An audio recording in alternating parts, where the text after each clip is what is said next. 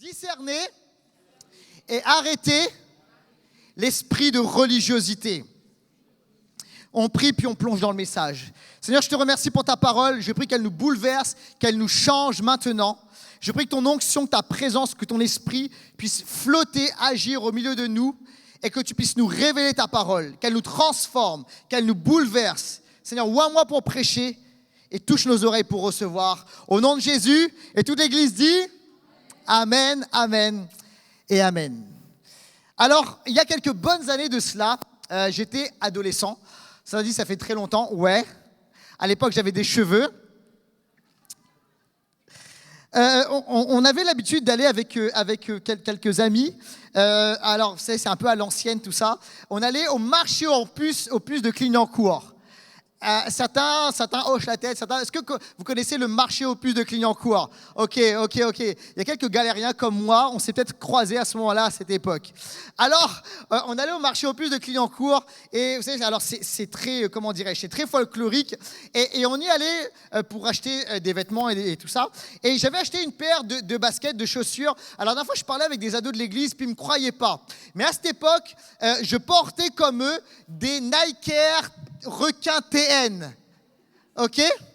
Et ouais, requin, c'était spécial. Et alors, c'était vraiment à la mode, ça revient à la mode aujourd'hui, à la mode, des fois c'est un cycle, hein, ça revient. Et donc, j'allais là-bas pour acheter des requins. Parce que c'était beaucoup moins cher, sauf que, c'était moins cher, mais il y avait quelques problèmes quand même. C'est-à-dire que de loin, tu sais, la chaussure était très très bien, ok, impeccable, sauf que lorsque tu te rapprochais de près, tu te rendais compte que les Nike Air requins, etc., c'était pas vraiment des requins, c'était un genre de poisson, mais pas requin. C'est un truc bizarre, parce que de près, tu voyais tous les défauts, le gros plastique autour, etc. Puis surtout, il y avait un souci, c'est que normalement, c'est une paire de baskets, c'est confortable. Là, ça te faisait mal aux pieds. C'était douloureux. Est-ce que tu sais pourquoi? Tout simplement, tu les payes pas cher, parce que ce n'étaient pas des vrais. C'est des contrefaçons. D'accord? Alors, entre-temps, j'ai demandé pardon à Jésus, etc. C'est du vrai, d'accord? Il n'y a plus de contrefaçon. Mais le truc, c'est quoi? C'est que parfois, de loin, ça ressemble. Ça semble OK. Ça semble être similaire au vrai. Sauf que lorsque tu te rapproches, tu te rends compte que ce n'est pas la même chose. Qu'il y a des défauts. Parfois, il y a des gros défauts. Et parfois même, c'est douloureux. Et je veux te parler au-delà de Nike. Je veux te parler aujourd'hui de quelque chose qui peut ressembler à la vraie foi, à la vraie communion avec Dieu, à la vraie spiritualité chrétienne. Mais c'est l'esprit de religiosité. Et l'esprit de religiosité, c'est un esprit d'imitation et de contrefaçon. Et en fait, la réalité, les amis, c'est que Jésus en a parlé et il en a abondamment parlé et il a été confronté à cette puissance. Et je voudrais qu'on puisse lire la Bible ensemble. On va aller dans Matthieu au chapitre 3 et on va lire versets 7 à 9. Matthieu, chapitre 3, versets 7 à 9. Juste avant de lire le passage, je voudrais vous donner un peu le contexte, vous peindre un peu le contexte. Alors, ce qu'il faut savoir, c'est que pour ceux qui n'ont pas l'habitude de lire la Bible et les évangiles, c'est qu'en fait, les personnes qui sont le plus opposées à Jésus, ce n'étaient pas les pécheurs, comme on les appelait, c'était les religieux. Les plus grands ennemis de Jésus dans les évangiles étaient les religieux. C'est bizarre, mais c'est comme ça, ok? Et Jésus n'a pas été tendre, mais il était hyper direct avec eux. Et en fait, c'est même rare là, de voir dans les évangiles que Jésus est très direct, parfois dur, et pas avec les gens pécheurs, mais avec les religieux, ok? Et on lit le passage ensemble. Matthieu 3, 7 à 9. Est-ce que vous êtes avec moi, Église? Ok. Mais en voyant venir à son baptême beaucoup de pharisiens et de sadducéens, c'est les religieux, il leur dit, race de vipères, qui vous a appris à fuir la colère à venir? Produisez donc du fruit digne de la repentance et ne vous prétendez pas dire en vous-même, nous avons Abraham pour père. Car je vous déclare que ces pierres-ci, Dieu peut susciter des enfants à Abraham. Alors, Jésus est là, c'est le jour de son baptême, et il y a deux catégories de religieux qui viennent à lui. Il y a les pharisiens et les sadducéens. Ce n'est pas tout à fait la même chose. Alors, les pharisiens, ce qu'il faut savoir, c'est que c'est les gars qui recherchaient à fond la sainteté. Okay. Et d'ailleurs, leur nom, enfin le mot pharisien, signifie même séparé, séparation. Okay. Et alors, ils étaient hyper attachés à la sainteté, mais la sainteté extérieure. Et ils travaillaient à ça très dur, très fort, pour, comment dirais-je, se présenter comme saint, comme sanctifié, comme parfait, comme différent des autres, des pécheurs du peuple, etc. etc. Okay. Le problème, c'est qu'ils ajoutaient à la Bible toutes sortes de traditions. Ils ajoutaient des lois aux lois. Okay. Ça, c'est les pharisiens. Donc, ils marchent dans la rue, ils prient à haute voix, ils ont une apparence de sainteté, etc. Après, il y avait les Sadducéens, ils viennent vers Jésus également. Les Sadducéens, c'est un peu différent. C'est des religieux, mais c'est des hyper rationnels, des gens hyper rationnels. Okay. Ils ne croyaient pas, par exemple, dans les réalités spirituelles. Ils ne croyaient pas dans la résurrection des morts. Ils ne croyaient pas dans le monde spirituel. Ils ne croyaient pas dans toutes sortes de choses, etc., dans les miracles et tout. Okay. Et vous savez, la réalité, c'est qu'aujourd'hui, dans le panorama du monde religieux qui est autour de nous, il y a bien ces réalités-là. Vous savez, il y a les gens qui sont dans la sanctification, dans la sainteté extérieure. Puis il y a tout un segment également, même du christianisme, des gens qui renient toute la réalité du spirituel, de la vie de l'esprit, de l'intervention de Dieu, de la résurrection des morts. Et en fait, c'est juste étrange. Il n'y a rien de nouveau sous le soleil, parce qu'à l'époque de Jésus, c'était déjà comme ça. OK? Donc, ils s'approchent de Jésus, et ces gens-là, tout ce qui les intéressait, c'est aussi les arrangements politiques. Ils étaient prêts à toutes sortes de corruptions pour être bien vus politiquement et puis pour avoir une place d'honneur. Alors ça, c'est les gars qui viennent voir Jésus. Et Jésus, alors qu'il les voit arriver, Jésus va leur dire ceci. « Race de vipères. » C'est fort. Dans la Bible, tu ne vois pas Jésus dire ça à la femme, par exemple, prise en flagrant délit d'adultère. Tu ne vois pas Jésus dire ça à l'homme qui est possédé de je ne sais pas combien de démons. Tu ne vois pas Jésus dire ça aux collecteurs d'impôts et tout. Jésus ne dit pas ça à ces gens-là. Jésus dit ça aux religieux qui sont ici. Et en fait, toute l'expression, la terminologie race de vipères, Jésus va le dire. Il va le dire à plusieurs reprises. Par exemple, on le voit aussi dans Matthieu 23. Il dit ceci, Matthieu 23, versets 29 et 33. Il dit ceci, « Malheur à vous, scribes et pharisiens hypocrites, parce que vous bâtissez les tombeaux des prophètes, vous ornez les sépulcres des justes, serpents, race de vipères, comment échapperez-vous au châtiment de la géhenne ?» Donc Jésus va abondamment même utiliser toute la sémantique du serpent pour les religieux. Et alors, pour nous, là, on lit ça et puis on dit hey, « c'est une insulte ». Jésus est en train de les insulter. Et en fait, pour les Juifs de l'époque, ça ne sonnait pas de la même façon. Parce que pour les Juifs, toute la sémantique, la référence au serpent, c'est une référence spirituelle qui est hyper claire. Pour les Juifs, ça fait référence au quoi ? Aux puissances spirituelles. Par exemple, dans le psaume 91, Jésus en parle. Il parle de serpent pour parler de puissance spirituelle. Dans le texte de la création, Satan est présenté comme un serpent. Et en fait, Jésus est en train de leur dire ceci. Les gars, il y a un problème spirituel chez vous. Ce n'est pas juste un problème extérieur, un problème physique, c'est un problème qui est profondément spirituel. Et en fait, écoutez bien ceci, le problème de la religiosité n'est pas juste un problème, comment dirais-je, physique, n'est pas juste un problème extérieur, c'est un problème qui est profondément spirituel. Et en fait, c'est ce que j'appelle l'esprit de religiosité. Et l'esprit de religiosité, les amis, c'est terrible. Ça vient dans le monde, ça vient dans l'église, ça vient là où on est. Et ça vient quoi ? Ça vient imiter la véritable foi, la véritable relation avec Jésus. Peut-être que vous êtes là et vous dites hey, ok, très bien, Laurent. Quel est le rapport avec moi ? Le rapport avec toi et avec moi et avec nous aujourd'hui, c'est que l'esprit de religiosité, c'est comme un serpent, ça glisse, ça s'infiltre. Et en fait, c'est une puissance qui nous empêche de voir Jésus. C'est-à-dire que les religieux ont vu les miracles. Ils ont vu des choses extraordinaires et bien plus extraordinaires peut-être qu'on a pu voir. Ils ont vu les gens, Jésus ressusciter des morts. Ils ont vu Jésus guérir des malades, chasser les démons, faire des choses extraordinaires. Et pourtant, tout près de Jésus, ils ne sont pas rentrés dans le mouvement de Jésus. Ils ne sont pas rentrés dans la bénédiction. L'esprit de religiosité va nous empêcher de toucher Jésus, d'entrer dans le mouvement de Jésus, d'expérimenter le miracle, la guérison, la puissance de Dieu, l'action du Saint-Esprit. Parce que c'est un esprit d'aveuglement. Et Jésus va le dire. Il parle des religieux. Il va dire, un aveugle peut-il conduire un aveugle? Ils tomberont tous deux dans une fosse. L'esprit de religiosité va créer l'aveuglement. Il va nous empêcher de voir la puissance de Jésus en action. Une puissance qui nous empêche de voir Christ. Alors, on va aller plus loin, mais je voudrais juste poser cela. C'est qu'il ne faut pas confondre l'esprit de religiosité avec autre chose. Parce que parfois, lorsque on parle d'esprit de religiosité, dans l'Église, il y a toutes sortes de choses, il y a toutes sortes de confusions. L'esprit de religiosité, c'est pas, comment dirais-je, c'est pas la discipline. C'est-à-dire, dès qu'il y a un peu de discipline, ah ça c'est l'esprit de religiosité. Non, non, non. Il faut de la discipline chrétienne. Vous êtes là ou pas?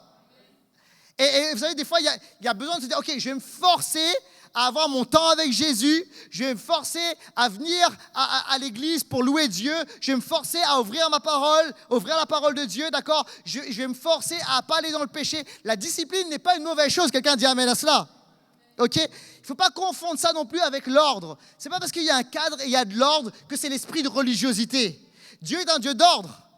Lorsqu'il crée le jour, la nuit, il crée un cycle et il ordonne les choses, d'accord? Le diable est un être de chaos, de désordre. Dieu, lui, ordonne, met en place les choses. Quelqu'un dit amen à cela, ok? Touche ton voisin, dis range ta chambre, dis ça à ton voisin.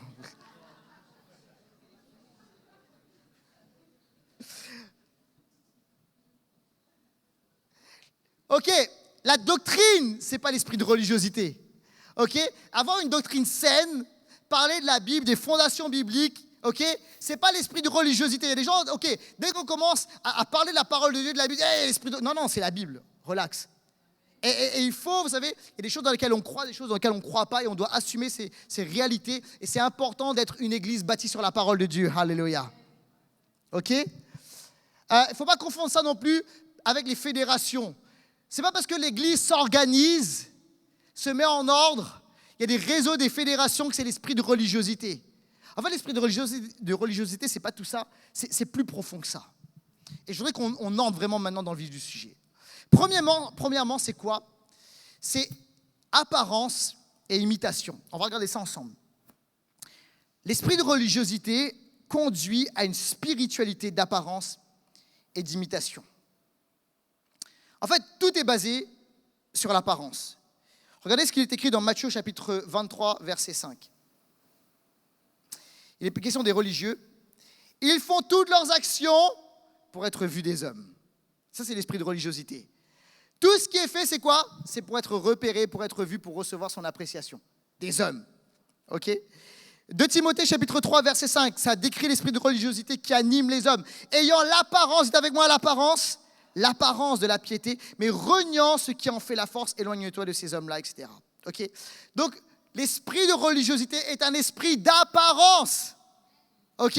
Et Jésus va les reprendre. Vous élevez la voix pour être vu dans les places publiques, etc., pour recevoir des places d'honneur. Jésus va les reprendre et Jésus va regarder en profondeur et pas simplement à l'apparence. On continue par rapport à cela. L'esprit de religiosité, c'est l'importance de l'extérieur, de l'apparence, et ça néglige l'intérieur. Regardez ce qu'il est écrit dans Luc, et on lit la parole, Luc au chapitre 11, verset 39. Mais le Seigneur lui dit, vous pharisiens, vous nettoyez le dehors de la coupe et du plat, et à l'intérieur, vous êtes plein de rapines et de méchanceté.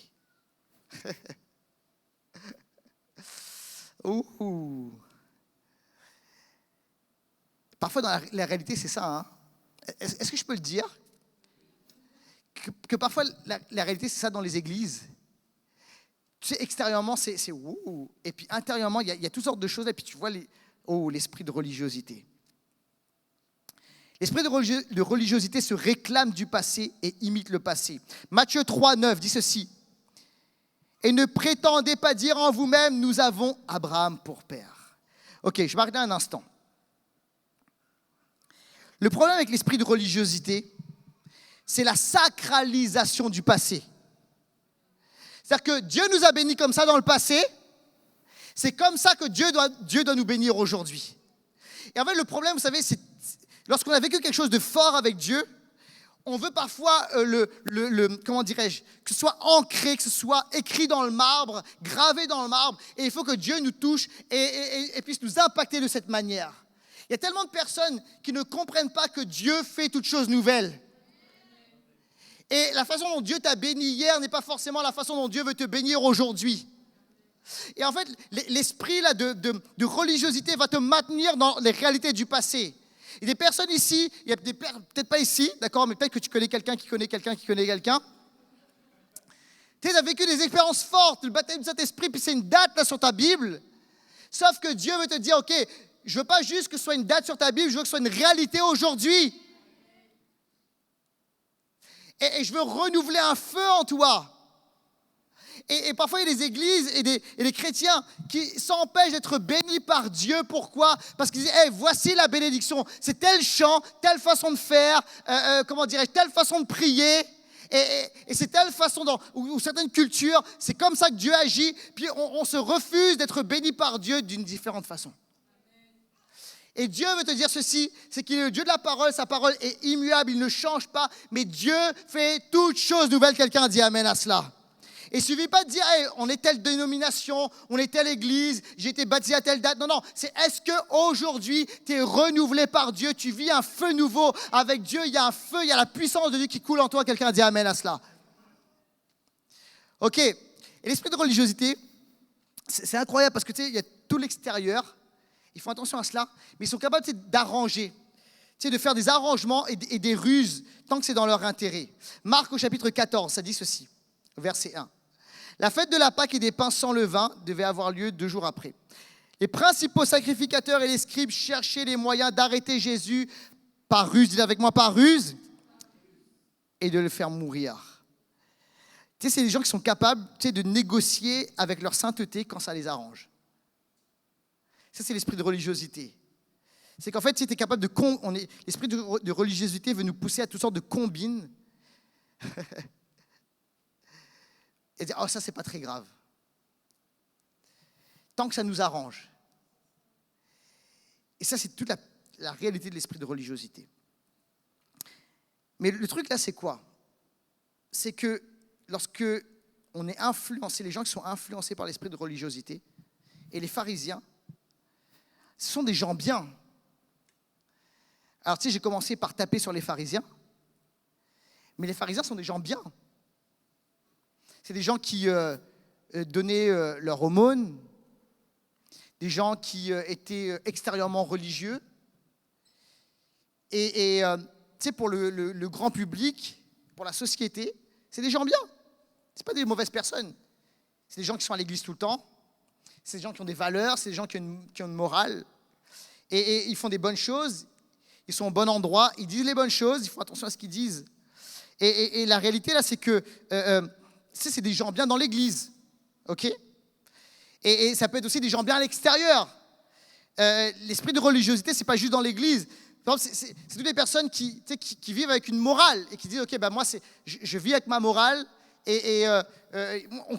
On connaît tous des gens comme ça, d'accord, des gens bien à l'extérieur. Et ça, c'est aussi l'esprit de religiosité avec cette réalité de moralisme. Le problème, c'est quoi, les amis? Où est la difficulté? Je me suis dit, mais finalement, c'est quoi le problème entre quelqu'un qui vit avec l'Esprit de Dieu, ok, et cette personne qui est poussée par l'esprit de religiosité? D'où vient le problème? Quel est le souci? Le problème ici, c'est qu'on peut tous glisser. Et je veux viser personne. Parce que l'esprit de religiosité, ça vient lorsqu'il y a un problème de cœur. Parce que les pharisiens ont raison de dire, on a pour père Abraham. C'est-à-dire que dans le passé, oui, on a vécu des choses avec Dieu. Mais en fait, ce qui se passe, c'est qu'au fur et à mesure, et tout doucement, et je me le prêche à moi-même, c'est que notre cœur peut se déconnecter de Dieu. Et l'esprit de religiosité arrive lorsque notre cœur n'est plus à 100% pour Jésus. Lorsque Jésus n'est plus notre passion, notre désir et notre obsession. Et à ce moment-là, il y a des choses qui viennent à la place de Dieu. Et on va garder la forme. On a les bons chants. On sait ce qu'il faut faire. On lève les mains au bon moment, on dit Amen au bon moment. On vient au bon endroit. Mais la réalité, c'est que ça arrive lorsque notre cœur est déconnecté, commence à se déconnecter de Jésus. Et la réalité, c'est que c'est ce qui s'est passé pour eux. Les pharisiens sont de bonnes personnes. Ce n'est pas des gens mauvais, mais c'est des gens qui, Dieu est là, il est là dans leur existence. Ils n'ont pas oublié Dieu, mais Dieu n'est plus le numéro un. Et en tant qu'Église, en tant que croyants, les amis, que notre cœur soit toujours connecté au cœur de Dieu. Que Jésus soit toujours notre passion, notre désir et notre obsession. Quelqu'un dit Amen à cela. À partir du moment, les amis, où on commence à laisser autre chose que Jésus venir prendre la place, c'est à ce moment-là où on laisse l'esprit de religiosité comme un serpent se glisser et venir voler la place de Dieu. Il y a la forme, mais il n'y a plus le fond. L'extérieur est nettoyé, mais l'intérieur, il peut y avoir de la méchanceté, toutes sortes de choses. Je voudrais qu'on aille un peu plus loin. Alors, il y a l'imitation, l'apparence. Je voudrais qu'on aille plus loin. Deuxièmement, l'esprit de religiosité, c'est un changement de système. En fait, ça nous fait glisser d'un système à un autre. Ça nous conduit dans un changement de système. Je voudrais qu'on va regarder ça ensemble. Vous êtes toujours avec moi ? Matthieu 11, ça dit ceci, versets 28 à 30. Jésus dit, « Venez à moi, vous tous qui êtes fatigués et chargés, et je vous donnerai du repos. Prenez mon joug sur vous et vous recevrez mes instructions, car je suis doux et humble de cœur. Et vous trouverez du repos pour vos âmes, car mon joug est doux et mon fardeau est léger. » En fait, Jésus, là, ici, vient pointer un problème que les pharisiens ont mis en place. Le joug était une expression pour parler de la loi. Ok ? Et Jésus est en train de dire ceci. Il y a un joug là qu'on vous fait porter, c'est super lourd. Ça vous accable, ça vous détruit, ça vous met par terre. Et il dit ceci, venez à moi, et moi je vous donnerai du repos. Le problème avec l'esprit de religiosité, c'est que ça nous fait passer du système de la grâce au système du légalisme, au système des œuvres, où on vit par nos œuvres, où on est focalisé sur les œuvres. Ça nous conduit dans un système parfois même de comparaison, où en fait on se sent bien lorsque, entre guillemets, on pêche moins, on se sent plus sain que la personne qui est à côté. Okay. Mais le résultat, c'est quoi ? C'est une vie lourde et triste. À un moment dans ma vie spirituelle, j'ai vécu cela. Alors moi, j'ai commencé avec la grâce. J'ai 13-14 ans, Dieu vient me percuter, me toucher. Il y a des choses qui changent littéralement et tout de suite dans ma vie. Et en fait, j'ai même pas cherché. Il y a des choses, j'ai arrêté par moi-même. Pourquoi ? C'est pas parce que quelqu'un m'a dit il faut que tu arrêtes, c'est parce que la puissance de Dieu est venue me percuter. Et parce que j'ai compris, le Saint-Esprit m'a convaincu que ça, c'était pas bon. Ok ? Et en fait, ce qui s'est passé, c'est qu'au fur et à mesure, tu es dans l'église, etc. Et c'est pas l'église en soi, mais tu rentres, parfois tu peux glisser dans un système où tu dis, ok, si je fais ça, Dieu va m'aimer. Puis il y a toutes sortes de raisonnements comme ça. Et en fait, je vivais dans une forme de légalisme. Je me souviens, j'allais au lycée, je priais de la manière suivante. Seigneur, mets sur moi, j'avais eu ça dans un texte quelque part dans l'Ancien Testament. Seigneur, mets sur moi un vêtement de deuil afin de ne pas pécher contre toi. Tous les matins, à l'âge de 16-17 ans, je priais comme ça. Ok ? Et alors, tu sais, mon but là, lorsque j'allais au lycée, c'était surtout, Laurent, ok, pêche pas. Ok ? Et alors, tu sais, j'évitais même des fois de regarder une fille dans les yeux parce que je disais, ok, sinon, au cas où. Alors, tu sais, des fois, on devait me trouver un peu bizarre. Je me souviens, tu sais, des fois, j'avais des attitudes bizarres. Un jour, j'étais dans le bus qui conduisait au lycée, et puis j'étais en train de lire un livre chrétien, et tu sais, j'avais des fois, je me donnais des airs, tu sais. Puis il y a un gars dans ma classe qui vient me voir et dit, qu'est-ce que tu lis ? Alors, je le regarde droit dans les yeux, je dis, un livre spirituel. Bizarrement, il ne m'a plus jamais demandé ce que je lisais. Mais ma vie, c'était quoi ? C'était le lycée, l'église et la maison. Je vous assure. La réalité, c'est que j'aimais Jésus, hein, mais la vie chrétienne était lourde, triste. C'était pas fun. Et je vais te dire, c'est que lorsque tu es comme ça, ça attire personne. Vous êtes là ou pas? Il n'y a pas de puissance d'attraction, hein?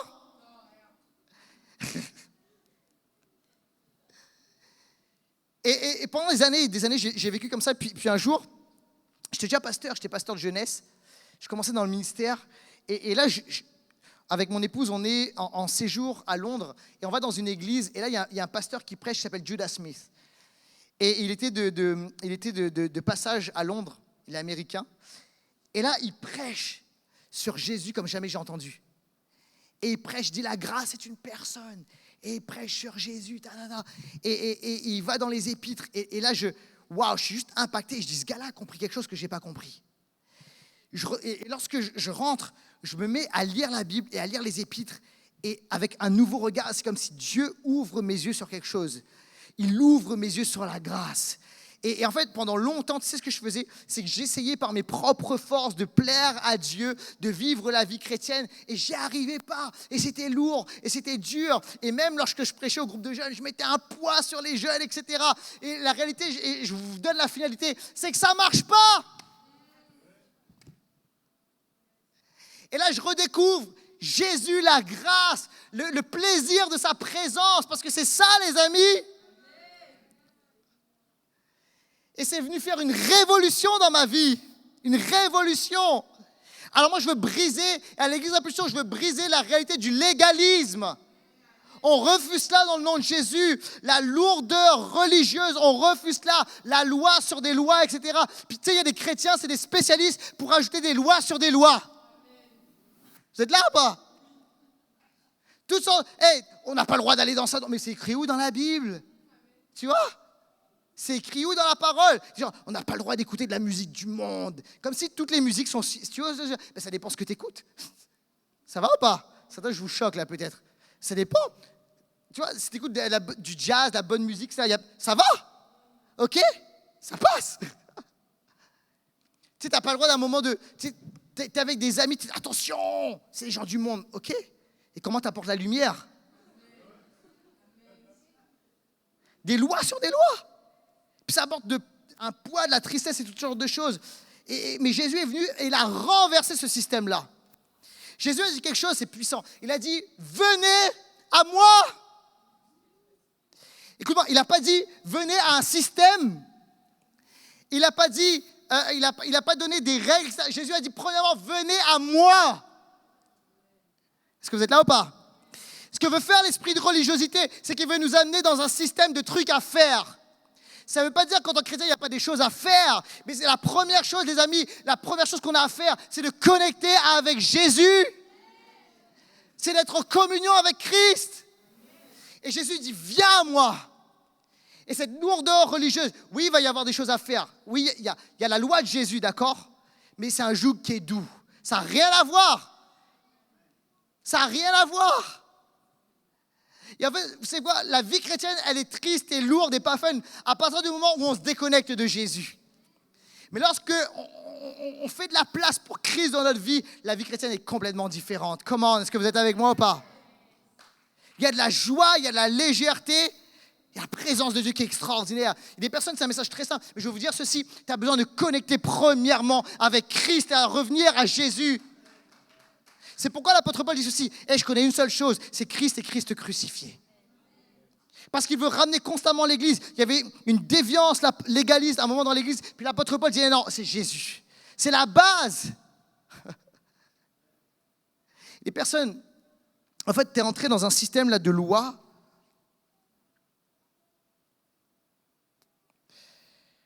Parce qu'il y a un mécanisme de pensée qui n'est pas bon. En fait, OK, intellectuellement, OK, oui, je suis sous la grâce, etc. C'est la foi en Jésus qui compte, mais dans ton cœur, ce n'est pas vraiment cela. Dans ton cœur, tu dis, OK, il faut que je compense ce que j'ai fait dans le passé. Il faut que je compense, là,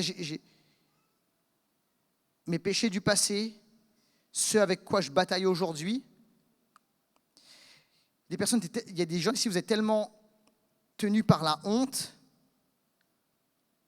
et l'ennemi met des pensées de honte, et il t'amène des pensées de culpabilité, des pensées de condamnation, que tu es dans un système où tu dis, OK, en fait, ce que je dois faire, c'est compenser. Ok, oui, je pêche, mais il faut que j'arrive à faire ça et faire ça.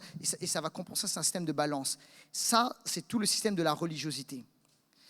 Mais quelle est la différence entre l'évangile et tous les autres systèmes religieux? C'est que tous les autres systèmes religieux te disent ceci: fais. Et tu dois monter. Alors si je fais ça, Dieu va m'aimer. Si je parle de cette manière, Dieu va m'aimer. J'essaie de monter pour atteindre Dieu, pour toucher, pour que Dieu puisse m'aimer. Tu vois, c'est comme si Dieu est un père qui nous récompense ou qui nous frappe. Et la grosse différence avec l'évangile, c'est pas tu dois faire, c'est fait. C'est pas nous qui devons monter vers Jésus, vers Dieu. C'est Dieu qui vient vers nous en Jésus-Christ, qui s'approche de nous en Jésus-Christ. Et les amis, peut-être que ça paraît basique, mais c'est une vraie révolution spirituelle. C'est un système de pensée qui est totalement différent. Et parfois, il y a des églises qui disent, OK, nous, c'est l'évangile, mais qui constamment, puis il y a des endroits, puis il y a des chrétiens qui constamment vivent sous un système légaliste. Mais ce que tu dois faire, c'est, tu ne dois pas essayer de dire, OK, je vais compenser par mes œuvres, etc., ce que j'ai fait pour que Dieu m'aime. Tu vois, Seigneur, j'ai changé. Tu vois, non, c'est pas ça. C'est que tu dois contempler davantage l'œuvre de Jésus à la croix. Tu dois comprendre que ce que Jésus a fait, c'est parfait. Que Satan ne peut pas te reprocher ton passé, il ne peut pas te reprocher tes erreurs. C'est que tu es saint, tu es sainte en lui et accepte-le, prends-le. C'est un cadeau de Dieu. Et alors que tu l'intègres, alors que tu le saisis, ce qui va se passer, c'est que ta vie va commencer à changer. Tu vas être connecté avec Jésus et l'amour de Jésus va descendre sur toi. L'Esprit de Dieu va venir sur toi et Dieu va te changer. C'est l'évangile qui nous change et ce n'est pas le système de la loi. Quelqu'un dit amen à cela. Alléluia. Alors la clé, c'est quoi? Ce n'est pas tes œuvres, mais c'est de plonger dans l'œuvre de Jésus-Christ. Des fois, il y a des gens... La semaine dernière, on a fait des baptêmes, c'était la joie. C'était bon, hein? Des fois, il y a des gens qui n'osent pas aller plus loin avec Dieu, notamment par les autres du baptême. Ils disent, hey, je prendrai le baptême quand ça sera mieux dans ma vie. OK. Ça ne veut pas dire qu'on ne doit pas aller de gloire en gloire, de progrès en progrès, OK? Mais la question pour le baptême, c'est quoi?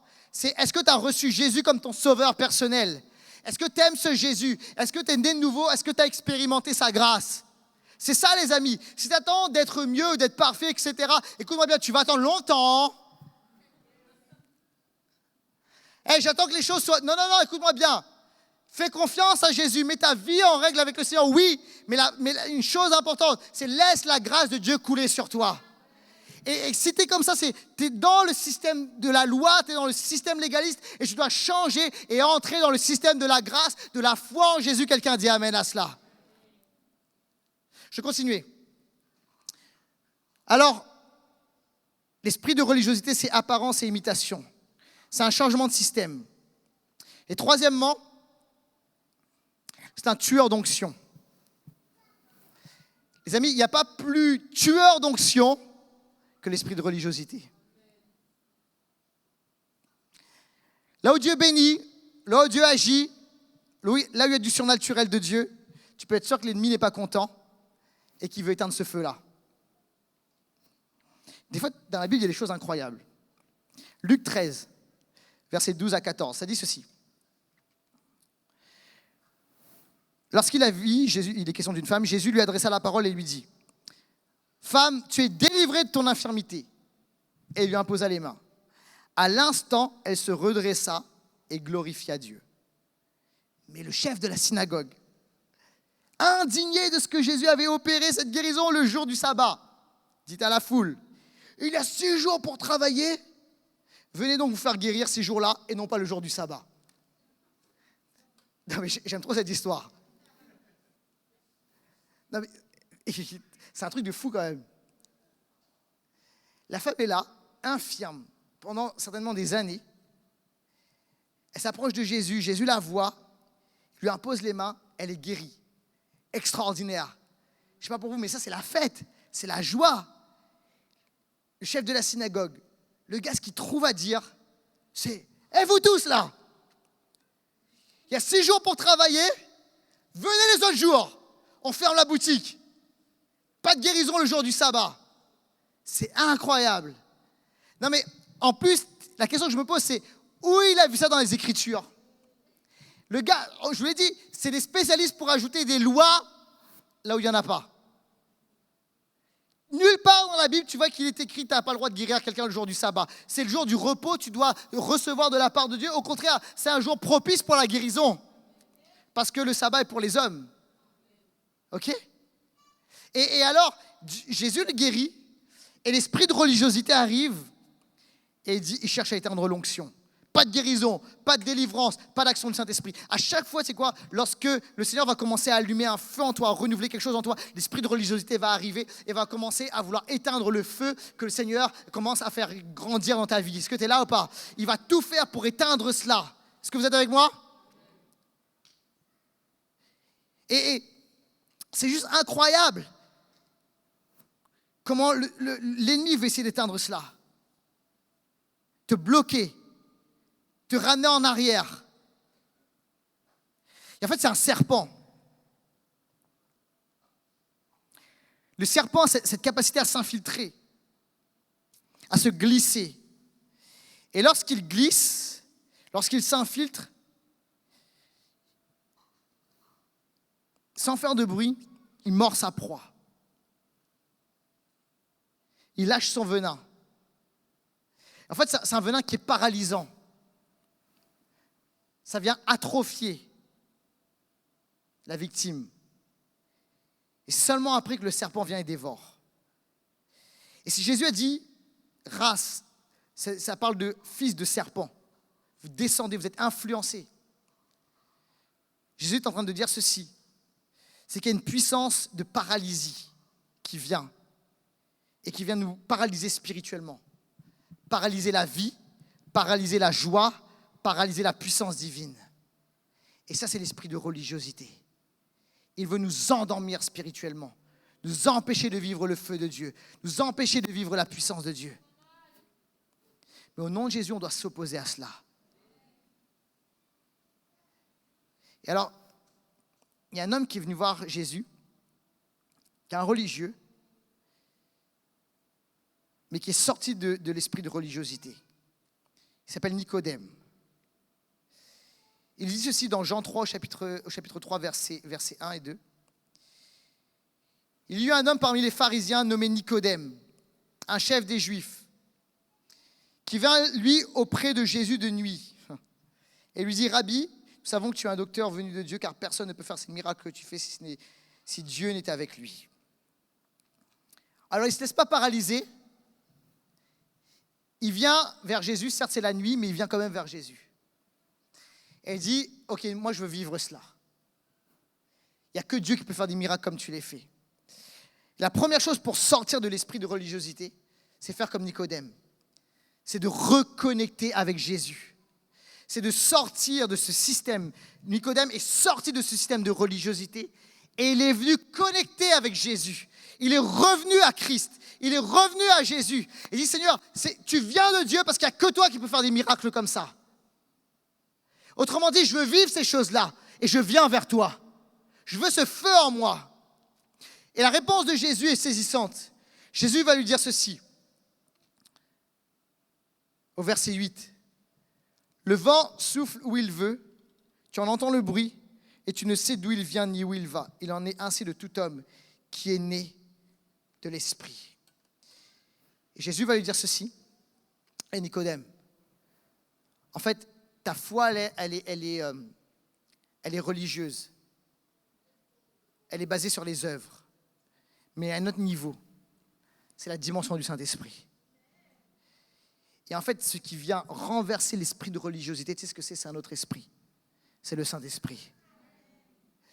Et il dit ceci maintenant, écoute-moi Nicodème, tu dois être guidé par un autre esprit.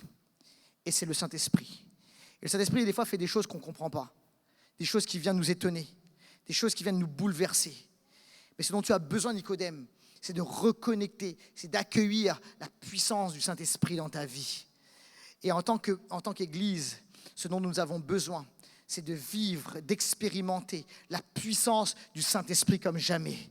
Et le Saint-Esprit va nous amener à renverser l'esprit de religiosité. Ça va amener un feu en nous. Ça va amener une puissance en nous. Ça va amener la vie en nous. Ça va amener la joie en nous. Dites amen quand vous voulez. Ça va amener un réveil en nous. Alléluia. Ça va venir nous visiter. J'ai appelé l'équipe de louange à bien vouloir revenir sur l'estrade. On est en 2016 et je finis avec ça. Et janvier 2016. Les amis, je suis dans un moment frustré, de frustration. Parce que les choses ne vont pas comme je veux dans ma vie, les choses ne vont pas comme je veux dans ma vie spirituelle, les choses ne vont pas comme je veux dans l'église. Et on avait implanté l'église Impulsion, sauf que vous dites, mais hey, ça avance pas, on ne voit pas le Seigneur à l'œuvre. Et juste avant ça, on était passé par des épisodes de difficultés, de combats et tout. Et j'avais tenu, mais je suis là et puis je suis dans un moment où je dis, Seigneur, fais quelque chose. Soit trouve quelqu'un d'autre, fais quelque chose ou trouve quelqu'un d'autre. Soit il se passe quelque chose en 2016, ou soit probablement je ne suis pas la bonne personne pour l'église. Et il faudra peut-être un autre leader. je te laisse là. Je te laisse trouver quel Seigneur. Et j'ai cette pensée sur mon cœur. Prie sérieusement. C'est pas que je priais pas avant, mais vous allez me comprendre. Tu sais, je priais par politesse.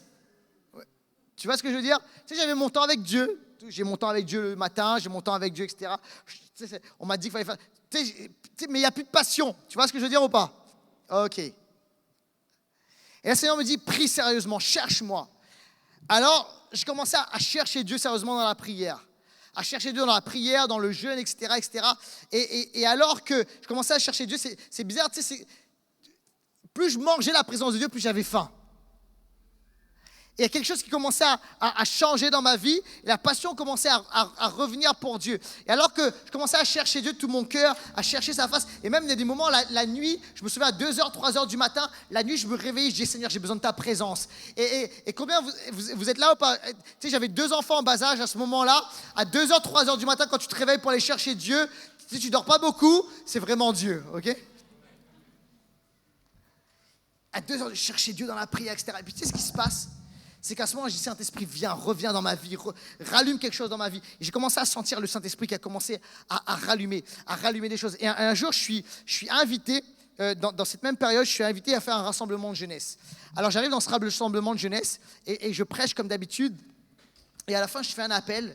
Alors, je fais un appel, les jeunes s'avancent sur le devant et je commence à prier pour les gens. Et quand je prie pour les gens, il y a quelque chose qui se passe. C'est qu'il y a une personne qui commence à manifester, mais pas avec Jésus, tu comprends, de l'autre côté, là, et qui manifeste et tout. Et en fait, alors moi, je peux vous dire, à cette époque-là, je n'étais pas du tout habitué à ces réalités-là. Et elle commence à manifester, sauf que dans la semaine, le Seigneur m'avait dit ceci, me dit, étudie la délivrance. Et pourquoi ? Pas moi, Seigneur, j'aime pas ce truc-là. Les gens vont dire, ouais, je suis d'origine réunionnaise, tu sais, j'ai peut-être un goût naturel pour ça. Pas du tout. Vraiment pas. Ça me dit, étudie la délivrance. Alors, dans la semaine, j'ai étudié la délivrance, j'ai noté 2-3 petites choses. Et le samedi, là, je prêche pour ce rassemblement de jeunesse. Il y a cette fille qui manifeste. Et là, j'arrive et puis je dis, il y avait des leaders de jeunesse, je dis, amenez-la derrière, dans une salle, on va prier pour elle après. La réunion se finit, les leaders de jeunesse viennent me chercher. Et c'est bizarrement, si je prenais vraiment le temps de discuter avec tout le monde. Je dis, il y a la fille qui t'attend, etc., on t'attend pour prier, et tout. Et là, j'arrive dans cette pièce, et tu sais, en fait, on attend que moi, je fasse quelque chose, tu vois. Et je suis là pas trop rassuré parce que tu sais, j'ai lu 2-3 histoires, puis il y a une histoire dans la Bible, tu vois, où il y a les fils de Séva, ça s'est un peu mal passé pour eux, tu vois. Et je me dis, Seigneur, j'ai quand même une réputation, s'il te plaît. Tu connais. En plus, à l'époque, tu sais, il n'y avait pas Facebook, Instagram, etc., les réseaux sociaux. C'est très bien comment les choses peuvent se passer, Seigneur. Il suffit qu'il y en ait un qui sort son portable, ça, tu sais, c'est la honte pour moi, Jésus. Et tu sais, je rentre là-dedans, je ne suis pas trop rassuré. Et je sors les notes là que j'avais préparées. Mais surtout, je commence à prier au nom de Jésus. Et quand je commence à le faire, dans ma tête, je me dis, j'espère que ça va marcher. Et en fait, c'est pas que ça marche. C'est que j'ai vu l'autorité de Jésus, du nom de Jésus. Et je vous dis ça pourquoi ? La fille a été libérée. Mais parce que c'était comme un signe, là, il y a quelque chose qui commence à se passer. Le feu commençait à revenir, l'Esprit de Dieu commençait à bouger. Ça a commencé avec la délivrance. Puis je me souviens, après on a commencé, avec l'église, on a commencé à entrer dans des temps de recherche de Dieu, de la prière et tout. Le feu a commencé à revenir.